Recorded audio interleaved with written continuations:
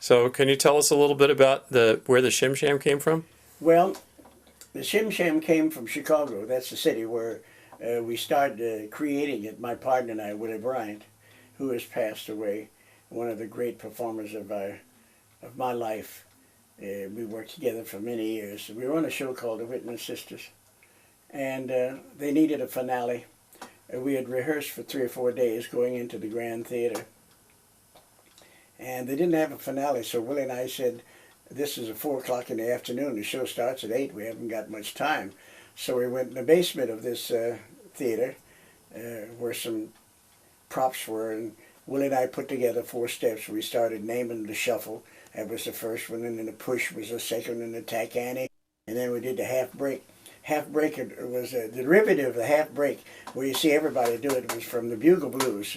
Ba ba da ba da ba da ba ba da ba da ba da ba ba da ba da ba da ba ba. Then they did a step, and each time the bugle played the rag, they would do a half break. So that was called a half break because it wasn't a complete break; it just did a half break. Tack ante came from a fellow called Jack Wiggins.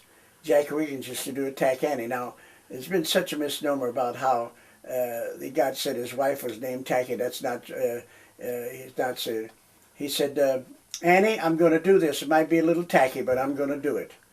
And that's how the tack ante became. Not that she was called tack ante. Her name was Annie. And he says, I'm going to do this step for you, and it might be a little tacky, but I'm going to do it. And he did pull it, and he'd do it at half break, and then he'd do it at tack ante, and then do a half break and split off. You know, that was his thing.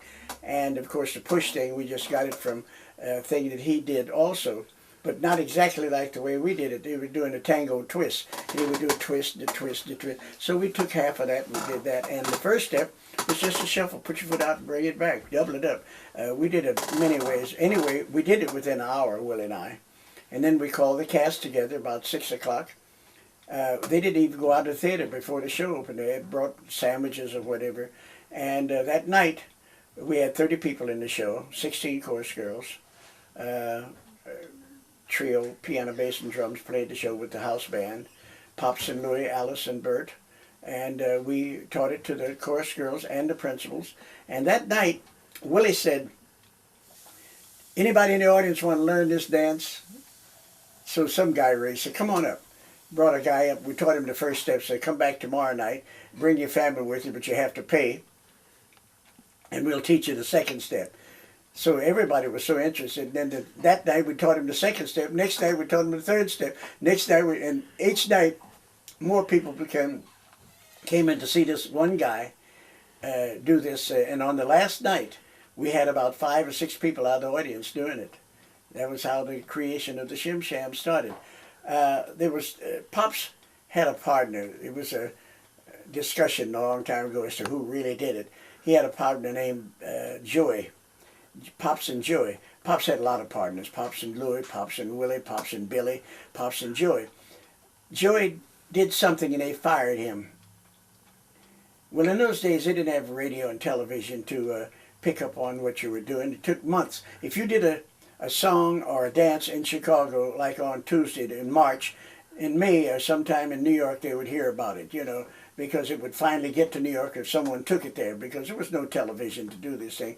So he quit, got fired from the show, went to New York, and he joined 2 of Pops' other partners. No, just one. Billy, he got Billy, Joey, and Charlie. Charlie was another little dancer, and they formed a group called the 3 Little Words. Now, in the show, Joey and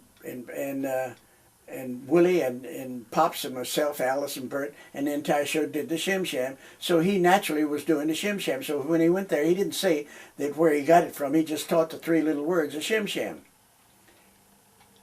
2 years later, a year later, Willie and I are playing the Lafayette Theater in New York. The 3 Little Words are working in a place called Connie's Inn downstairs. So Willie said, let's invite the 3 Little Words, because we'd heard that they had said that they created the Shim Sham.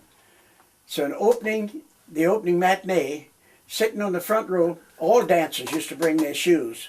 The reason they brought their shoes, if the dancer that was in the show was so lousy, they would have a chance to go and audition and get in. So they were waiting for you to be bad, you know. But Willie and I had a pretty good act. So Willie was great. He said, ladies and gentlemen, we have a couple of fellas that used to work with us on the Whitman Sisters. They now are stars next door at Connie's Inn. We'd like to have them come up and do a little dance with us. So he brought them on stage and said to Joey, Joey, how did you learn this dance that we're going to do? We call it Goofus.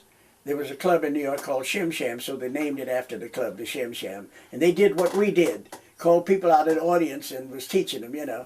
So he said, oh, yeah, you and Leonard did this with the show I was on when I was Pops's partner. Well, he choked when he said that, you know. And so then the word got out as to who really did it, you know, because a lot of people say they did things and created, like a song I wrote. I made a deal with the guy. He gave me $25 for the song, but I was to never say that I had anything to do with the song, which I kept my word. I was so mad when the song became one of the biggest hits in the country. And that's how the Shim Sham started. And I paid it no attention.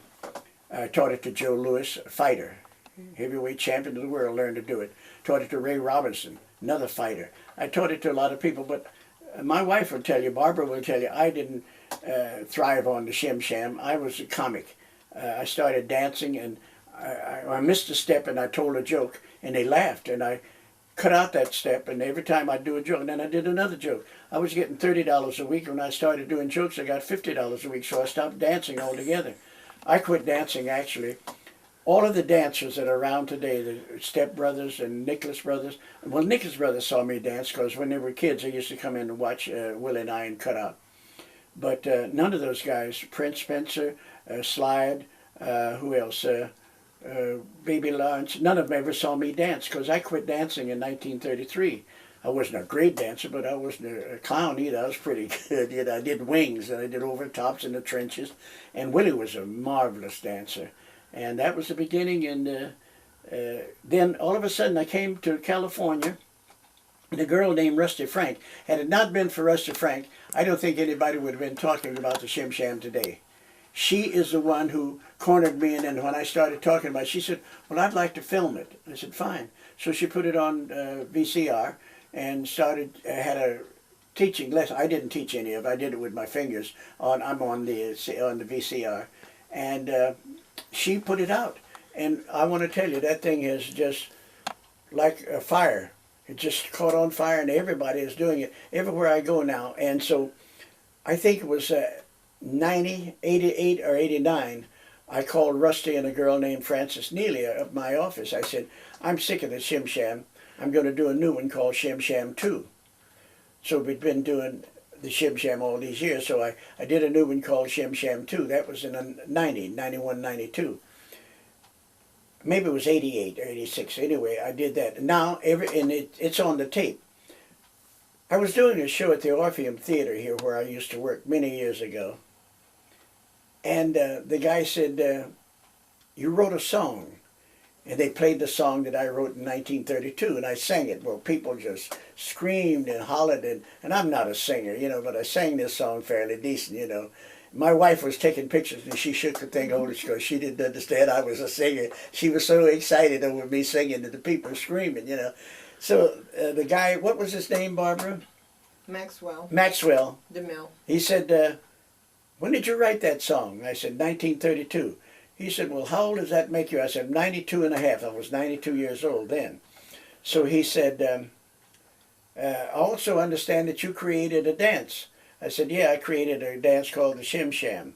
I got tired of the original, and I got another one called Shim Sham 2, and we got the freeze. And tonight we're going to do all three. We're going to do the original, we're going to do the freeze, and we're going to do the number 2, 3, 4, 5, and 6 coming up. And he said, The Revenge of the Shim Sham.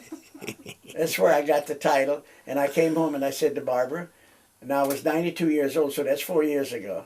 I said, I'm going to do a new, and I brought a girl, put her out on the patio here, and we did the first original Revenge of the Shim Sham with Linda Soul Donnell at the, out at one of the universities. And then from there on, I started teaching the Revenge, and everybody loves it. Yeah, It great. isn't much, but it's the one thing about my Shim Shams. I never lost the flavor of the original. I've seen Shim Shams from all various in New York, Philadelphia, Baltimore, Washington, and everywhere. But they do steps, they do routines, and it's so hard. One person sent me a tape. I couldn't do that if I tried it for 100 years. It's too difficult for me. It's like a routine, like a dance routine. But all of mine starts the same way, and it's difficult. They still have the flavor of the original Shim Sham. Great. Would you be willing to now introduce yourself and then introduce National Tap Dance Day for the audience here? Yeah, what day is it? National Tap Dance Day is 23rd? Bill Robinson's birthday. Yeah, I know the National Tap Dance Day is Bill Robinson's birthday, but I forget what date it's on. Yeah, I honestly can't remember I think myself. It's May the 24th. 24th, maybe 24th or 25th. Yes, I'll do that.